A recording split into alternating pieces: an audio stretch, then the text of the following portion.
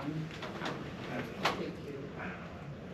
And then can you also forward it to me or otherwise get it to me? I So will one, take it two X and probably. try to do a seamless update at this point. Okay, I'm just gonna send it to you right now. Well, I figured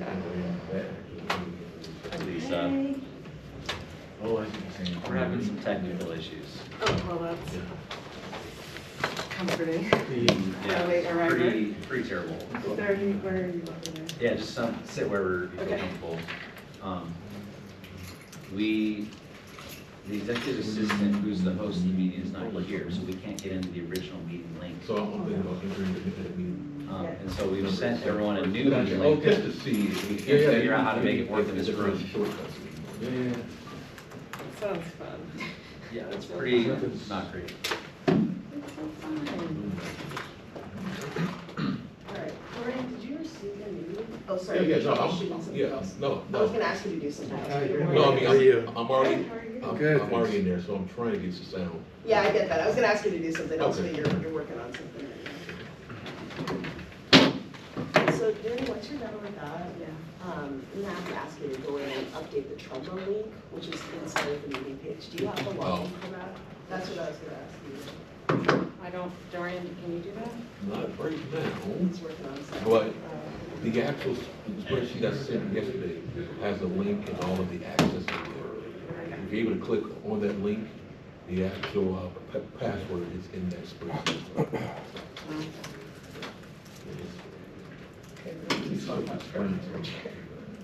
Oh, I didn't raise it, mine was also. There's something about It was also very low. Okay, This is gonna be bad. Lars here? I sent it to all the Oh, there he commissioners. is. this morning. I need all this stuff. And, okay, now, what, Dorian, what did you say?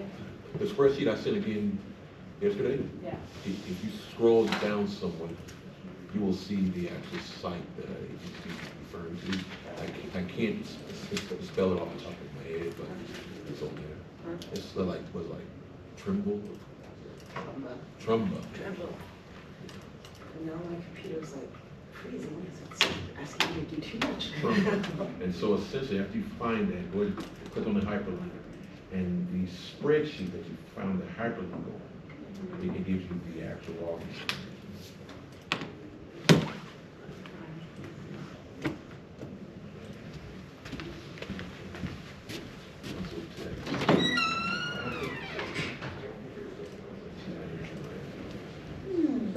He's not answering. Oh, yeah, you're right.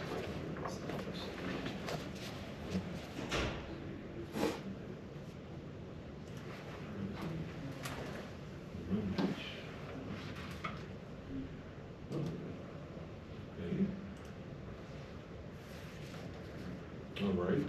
Hey, Joe, can you say something? Can folks hear me?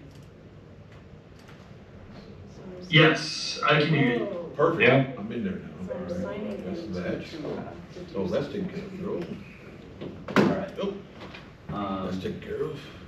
Are you still having issues with How it? did you Okay. send the link? So for folks I just forwarded online, you're in the. we're trying to work through some technical difficulties this morning. The I don't have it. meeting You link can that was copy paste it into previously sent out is not working, and EC sent out a new link via email and posted online, which is the link for the meeting There you go. that I I'm just speaking did on right now. But we need some additional commissioners to get that new link and log in before we can start the meeting. So Yeah. thank you for your patience and hang I tight. just appreciate it. So if you find Trimble, and so the actual password is right there. Just copy and paste it. Alright. Did you get it work? I don't know. It's my computer's freezing. Okay, so here we go. So essentially, this is showing. Nice to meet you. Good to This is showing today. So EC, My need you to do sympathy. what? Easy, what do you want me to do on Trumba? Yeah, she's in there now. Change the link to the new WebEx that I sent. Okay. Was Trimba the Got it. It's Okay. part of online. There's two places online that needs to be changed. So I'm asking Danny to do the one change and I'm trying to do the other, Got it. which is I'm getting basically. some text from commissioners that are in the old link. I just sent them all the new one to their personal and EC sent it to their city. Thank you for doing that. And then I have a link from you in the chat. I'm just waiting for my computer to be responsive. And I'm gonna copy paste that, put it in the agenda, and you post that. Oh, I'm told there's folks in the lobby. How do I, in the new meeting link? I don't know, how do I see the lobby in this new one? Probably I could see it theoretically. Why? I don't know. Have you, Here we go. Oh, open participant. And it's, I don't wanna shut it off because I don't wanna close it for everybody.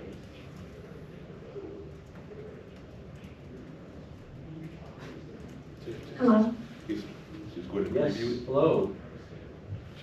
this is Commissioner Washington. I'm not able to stay for the full meeting today, but if I Okay, had an emergency come up, I have to go.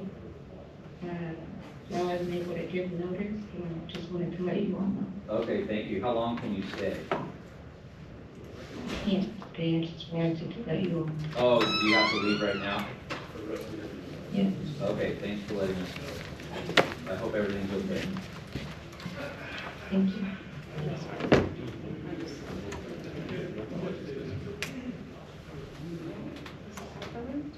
It's like, It will, okay. it will, just go to preview. Okay, All right, so Suzette is in, Lars is There in. you go.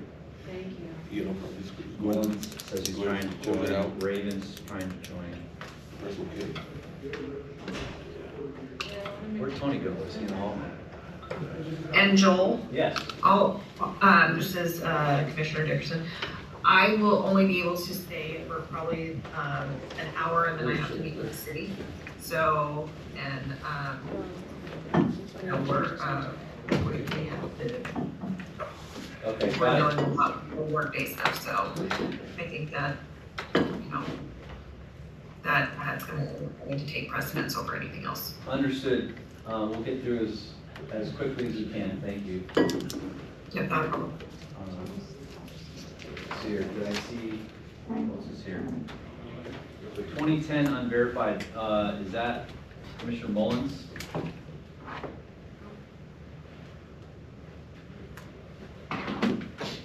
(2010) unverified, can you say hello? Yeah, I'm gonna make you the host. Since Yes, my computer's Dr. Mullins, crashing. can you hear me? Yes, we can. Thank you for joining, Commissioner Mullins. So that means you should be able to let people And in then from the Commissioner lobby. Tyler, I see you are now on, is that correct? I'm updating the trim back. Oh, Good okay. I'm morning. almost done. Good morning. I just need to do something. Okay, well, let's see here. 1, 2, I'm sure to also make Joel. and Suzette, Lars, Raven. So we have 6, we have a quorum, we can start. Okay, I updated. And you guys are continuing to troubleshoot stuff? All right, well, I'm gonna go ahead and kick off the meeting, is that okay? Yeah. Folks online hear me? Yes, we can hear you. Okay, thank you. Well, apologies for the technical difficulties this morning. We are working through it as fast as we can. And I just want to underscore my commitment to make sure this is resolved once and for all, so that we don't have to do a fire drill last minute before a meeting. We will get this resolved moving forward. But for now, thank you for being here. We have a very important meeting today, and I'm glad folks are here. This meeting is being recorded and summarized. I'm hoping a few more commissioners will show up, but for now, we have a quorum. I want to go ahead and start with the land acknowledgement. The Seattle Community Police Commission acknowledges that we are on the traditional land of the Coast Salish people, including the Muckleshoots, Squamish, and Duwamish people past and present. With humility, we recognize how much we benefit from living on their land and water. The Seattle Community Police Commission honors and lifts up these tribes, and we hope that this acknowledgement will encourage authentic relationships with urban Native people and all Coast Salish tribes. Now move into attendance. I will acknowledge I see we have 6 commissioners here, which is present quorum. Commissioner Erickson, good morning, I see you. Commissioner Dickerson, good morning. Commissioner Tyler, good morning. Commissioner Merkel, that's me, I'm here, good morning. Commissioner Mark Mullins, I see you, good morning. And Commissioner Captain Tony Gadke, good morning. Good morning. I don't see any other commissioners at present, so we have 6.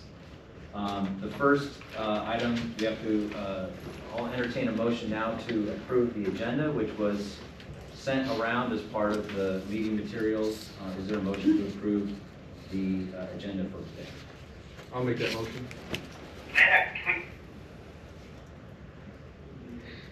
I can second. Thank you, Commissioner Dickerson. We also have we have to approve the minutes from the October meeting. Is there a motion to approve the minutes from the October meeting? I'll make that motion. Thank To you. approve. Thank you, Commissioner Gadke. Is there a second? I'll second. Thank you, Commissioner Erickson. Okay, well, I want to dive into the meeting and get us going. First, I want to start with commissioner updates. There's been some, and I recognize some of this may be for commissioners that are not here at the moment, but just wanted to reiterate that we've had some questions about commissioner stipends, and we've consulted with legal on this following certainly the updates on the ordinance that were approved last year in our bylaws.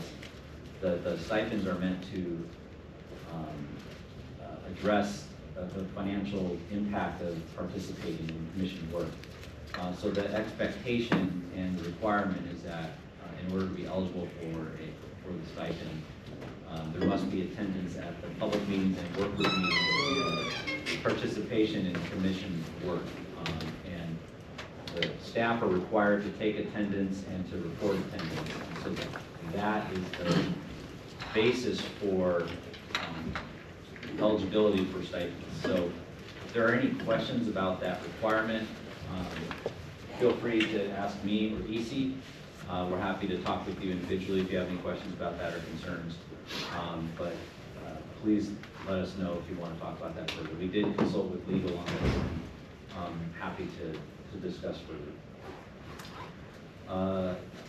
Next, I just want to address commissioner recruitment and reappointment. I know some folks are intending on rolling off the commission. We also have some vacancies that we're working on filling. We have several candidates at the moment that are interested in joining the commission, and I think it's really exciting to have some new folks come and participate and do all the work that we're trying to get done. But we also need to know from folks if they are intending on recommitting or rolling off. These are things that we need to know as we come to the end of the year. You can expect that CPC staff will be reaching out to you individually to get more information from each of you on that. The other thing that I need to just reiterate or to update or announce is we have to have a co-chair election in January. So that'll be our next meeting. If anyone is interested in becoming a co-chair and being part of the slate that's being considered, that will be voted on as a co-chair at the January meeting, please reach out to me and or EC as soon as possible. So yes, I see Commissioner Dickerson, you have your hand raised. Do you have a question? Not a question, but I didn't know whether or not if Bessie had informed everyone that this would be my last meeting. Bessie had not informed me, but I just saw your message about that. I'm very sad about that. Commissioner Dickerson, you've been a wonderful asset to the commission in so many ways for so many years. So was not trying to skip that over, but I am very sad about that, and I'm grateful for all of your service. Thank you. So if there is anyone that is interested in serving as a co-chair, please do let me know. I'm happy to talk about it, tell you what it involves and the responsibilities and all that kind of stuff. So please consider it. Okay, I want to turn it over to, I want to get going as quickly as we can because we have a big item on our agenda that I want to get to, but I want to turn it over to EC for executive director updates. Good morning, everybody. I have just a couple updates on staffing first. First, I want to continue to thank everyone for their support and patience as we continue our efforts to recruit, onboard, and train new staff. We had a new staff begin on November 6th, Davina Wajaya-Moser as our new executive assistant. Before joining the CPC, Davina gained over 8 years of experience in the nonprofit sector, working with organizations such as Seattle Symphony, Seattle Aquarium, and Fred Hutch. She has served as both executive assistant to the CEO and project manager, and has overseen various projects and collaborated across departments. Davina is originally from Jakarta, Indonesia. She moved from Southern California to Seattle and earned her master's degree here at the University of Washington in communications, as well as a bachelor's degree in social sciences. You will meet Davina and work with her closer in the coming weeks and months. Unfortunately, she was unable to be here today. We also want to thank Emma Shepard, CPC's communications advisor, for her service to CPC.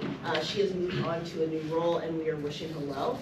We've already begun a recruitment for a communications director, so we've elevated the role of communications advisor to communications director. We are a small department, and we want to signify the level of leadership that is expected from that role, because it really is the end-all and be-all for communications, strategic communications, supporting the commission in developing its communication plan and other efforts.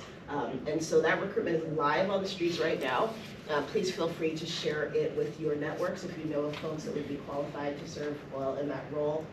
It's posted right now on seattle.gov/jobs. You may also remember that Community Engagement Specialist Margitu Argo is on loan to Seattle Public Utilities. We've made a request to backfill that position for the duration of her out of class with SPU, and it was approved. So we'll be posting by the end of the year for an internal appointment of a city employee for that role.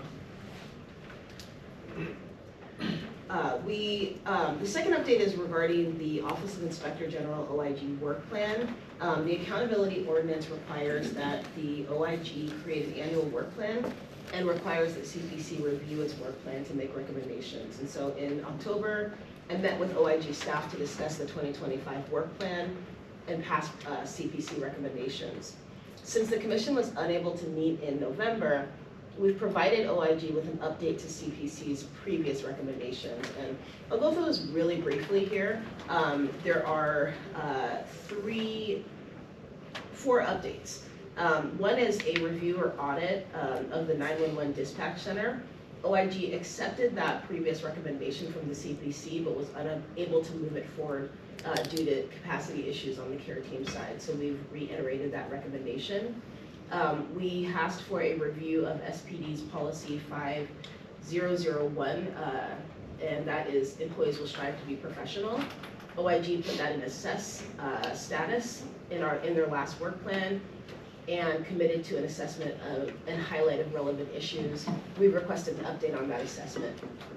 The third recommendation was an audit of adequacy of SPD's implicit bias training and measurements of bias-free policing. OIG committed to an assessment and highlight of relevant issues there, and we requested an update on that assessment. And the last was evaluating SPD's response to hate crimes. OIG put that in assess status, and we have removed that recommendation because that request would duplicate work that other entities are already performing.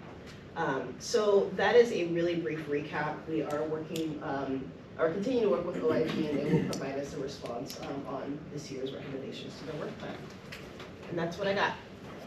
I'm going to pass it over. Yes, thank you. I'm going to pass it over to Danny unless there's any questions on that update for a policy update. Cool. So I'm going to start with a city council update and then move into a legislative update, which I've prepared a slide deck for. So we'll figure out how to do that when I get there.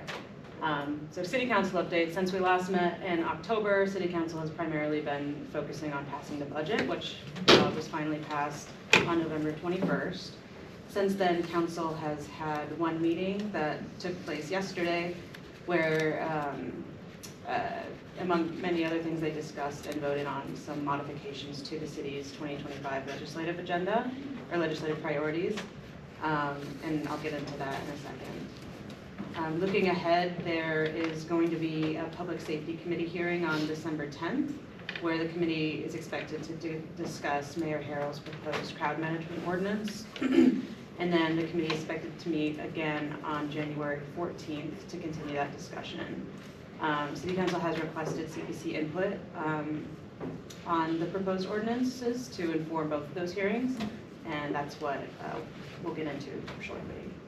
So that's my City Council update, and moving to the legislative slide deck.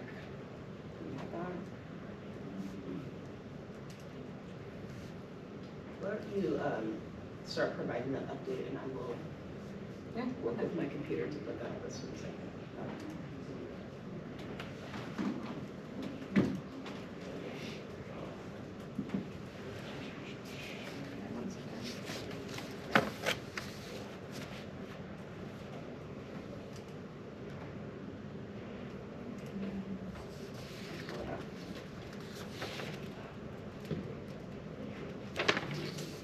I wonder if I can share mine.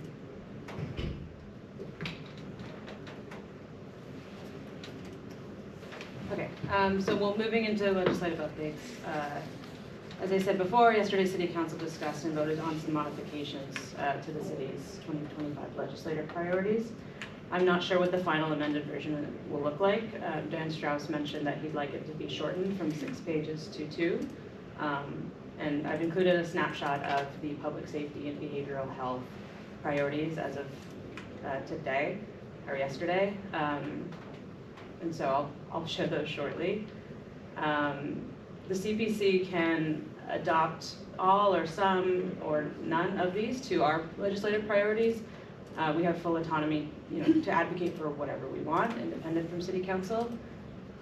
So we can get into that at the next CPC meeting, because today's a pretty full agenda. I wanted to cover, sort of break down what the legislative session asks of commissioners, what the legislative asks of CPC staff, because there hasn't been much work on that front within the CPC in a while. So I thought, oh, there it is. Which page are you on? Oh, I am on slide 3. So that's the snapshot of the legislative priorities as of yesterday. Next slide, please. Yeah. So what did legislative ask of CPC commissioners? First, developing legislative priorities, values. Last year, the CPC sort of voted on a set of values, and so we could, bring those over from last year and keep those. We can review and vote on those, but that's really the first thing that needs to happen for us. Can you go to the next slide? And then following that, an advocacy plan. This is a snapshot of last year. Oh no, the one before that. This is, no. I just skipped over. Okay. Anyway, so I included a snapshot of last year's priorities. I'll also send that out to remind everyone. You can go forward. Is it right here? Okay, no, that's slide number 6. Thank you. So yeah, that's the first thing. Second, making a plan for how you want to go about your advocacy. I have prepared some examples on the next slide, but there's not enough time today to review them all in detail. So they're briefly listed on the next. You go to the next slide, please. They're briefly listed on this slide for reference, and I'm happy to elaborate on this at the next CPC meeting. Next slide, please. So then what the legislative session asks of CPC staff. Attend advocacy partner meetings to learn about upcoming bills, determine which bills align with CPC priorities, report out on those bills to CPC staff and commissioners, and execute the CPC's advocacy plan. So internally, that's sort of what our work looks like, and it is totally dependent on a set of priorities voted on by the commissioners in an advocacy plan. Next slide, please. So some action items. Legislative session starts January 13th. So ideally, we set a large chunk of time at the January 8th meeting to determine priorities and make a plan. And until then, internally, CPC staff will continue to attend community meetings with advocacy partners and take note on which legislation to watch. Next slide. So legislation to watch. I've been attending a lot of community meetings with partners such as the Washington Coalition on Police Accountability and ACLU Washington, and I thought I would share some public safety related legislation that they're anticipating and supporting. Some of these bills were previously introduced and didn't pass, so they've been modified and they will return this session. So, I don't have the bill numbers yet because they haven't come out, but the names that they're referenced to are Traffic Safety for All is a big one, Attorney General investigations, independent prosecution, sheriff and police chief requirements, and I'll elaborate on this on the coming slides. Next slide, please, Ryan. Thank you. So Traffic Safety for All, this bill deprioritizes traffic stops for non-safety related reasons to help law enforcement better enforce laws that pose a serious threat to driver safety and mitigate bias in traffic stops. Data suggests that prioritizing safety stops can lead to a decrease in traffic accidents and fatalities, enhance enforcement of dangerous driving behaviors, and mitigate racial disparities in traffic stops. Next slide. Attorney General investigation. So this bill aims to grant authority to the state Attorney General to do investigations of agencies where there's an alleged pattern and practice of violating civil and constitutional rights of persons. So this authority would complement the US DOJ authority and promote a basic level of quality policing across the state. Next slide, please. Independent Prosecutor's Office would create a separate independent state office to review and prosecute use of force cases. So, in 2021, the legislature created a statewide office to conduct criminal investigations into officers' use of deadly force where there's a death or serious injury. That's called the Office of Independent Investigations, OII. And so this would essentially set up an office to prosecute and review those cases independently from the 39 county prosecutors.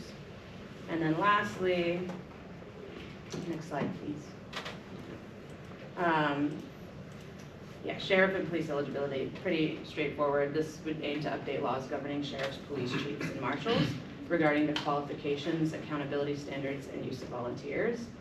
The goal would be to ensure that all sheriffs, chiefs, and marshals are held to the same standard. So those are four. I mean, there's more, but these are the ones that are being widely talked about amongst our external accountability partners and bills that I've been watching. Next slide. So just reminders, the session begins on the 13th. Commissioners, please plan to set priorities and make an advocacy plan at the January 8th CPC meeting. And then internally, we will continue to attend these meetings and learn about legislation to watch. So that is my update. Thank you, Danny. Appreciate all the work you're doing on policy and legislative advocacy. I just want to make a plug that if there are opportunities for commissioners to engage with the policy staff and legislative work this session, there are going to be some bills that are of interest to us and our partners, so it would be a good opportunity for commissioners to engage with the process in the review. So I just want to make that plug. Now I want to check in. We have some commissioner committee work group and updates. We're a couple minutes behind, but I want to just see if we can see if there are updates from commissioners. Starting with Lars, do you have an update on the community engagement committee? Yeah, good morning.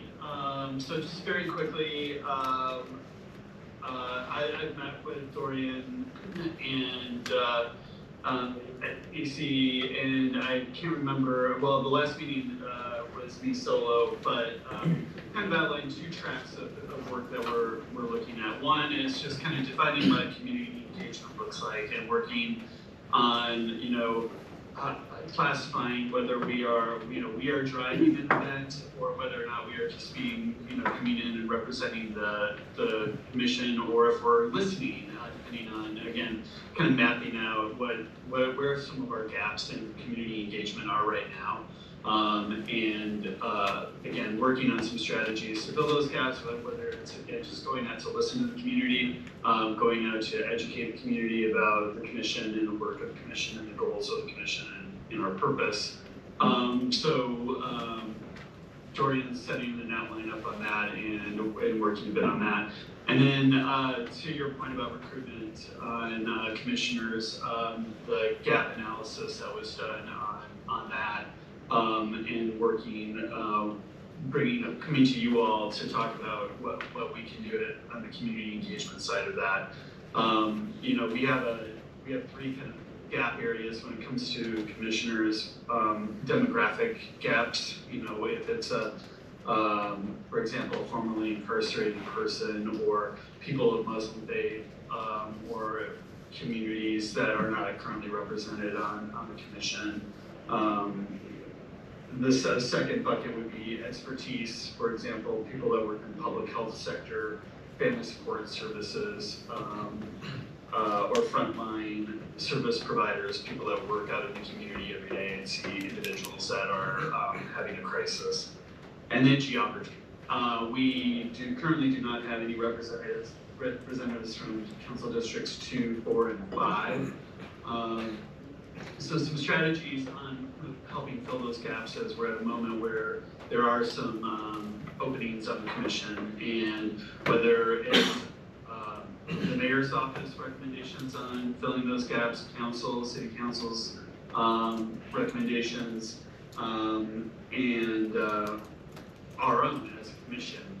We talked about prioritizing the mayor's council's appointments before the commissions, and then working as a commission to fill the gaps after they have their turn at filling them. So, Dorian, I think I captured everything we discussed. I don't know if I glossed over something too quickly, or Joel, if you have any questions, or any other commissioners have questions. I just want to thank you and Dorian and the community engagement team for the work you're doing. Appreciate your focus on gap analysis, and yes, we are looking forward to working with our respective appointing authorities to bring in some new folks, new commissioners that address some of the needs identified in the gap analysis. So thank you for doing that work for us. I'll add, I was working with Deputy Mayor Burgess on a separate matter, and I did put this on his radar to let him know, hey, we will need to work with you on helping fill these gaps. So if he's interested in learning a bit more about that. One of the ideas was to work with those city council members who represent those districts where we don't have representation, see if they had a recommendation or thoughts about groups in their district to engage with. I will point out the news this morning that Councilmember Morales has announced that she will be stepping down in January. So there will be a new council member for D2, and it might be a good opportunity to engage with that person to help engage the community in D2. Absolutely. Thank you, Lars. I want to check in with Raven. Do you have an update? Commissioner Tyler, do you have an update on the police practices work group?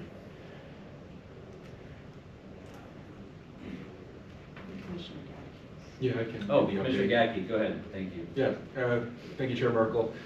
So as you're all aware, last month, Mayor Harrell proposed an ordinance, new ordinance to the City Council aimed at addressing a gap in the crowd management policy ordinances necessary to work towards ending the federal consent decree settlement agreement.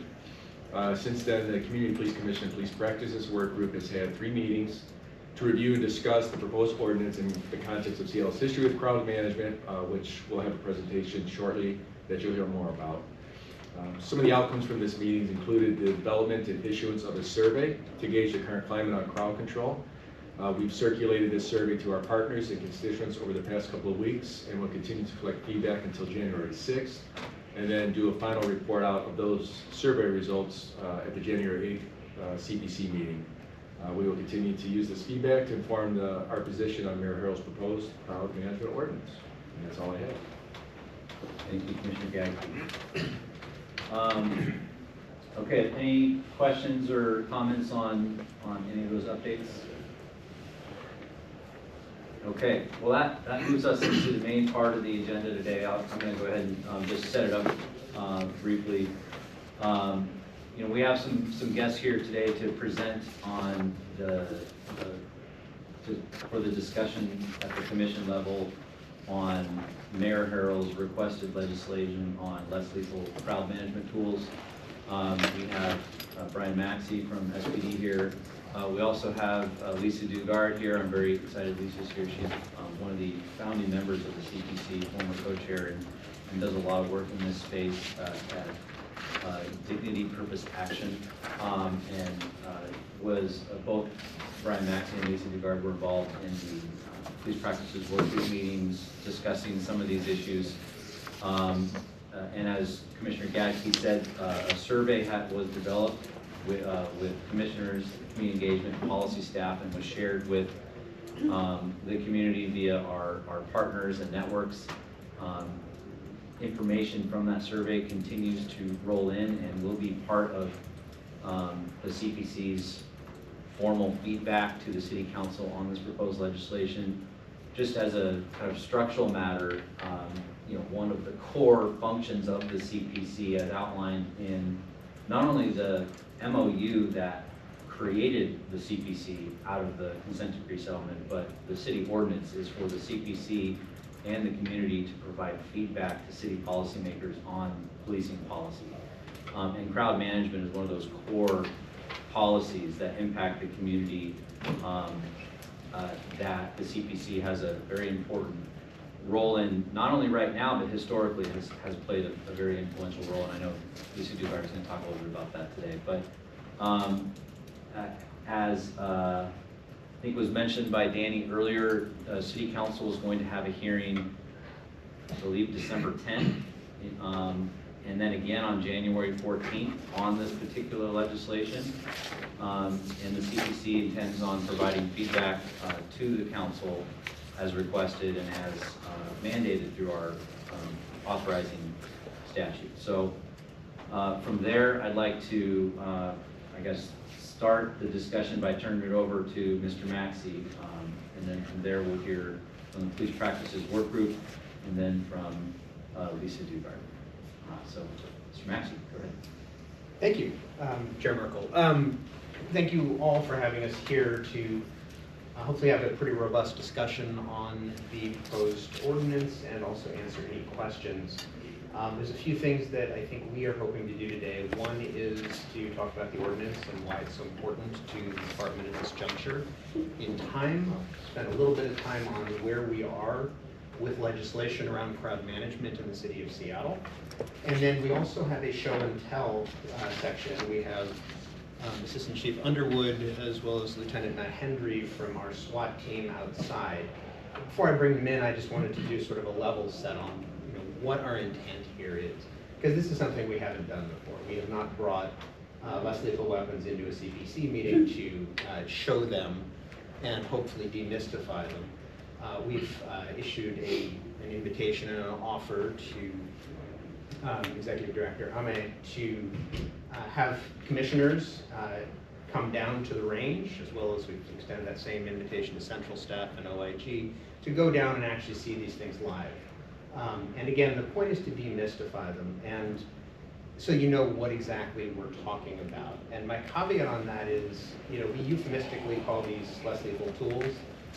They are weapons, and they are less lethal weapons. And it's really important to understand that, because it's not that these things cannot do harm. It's that when they are appropriately used, they do less harm than if they were not used. And that's the goal, right?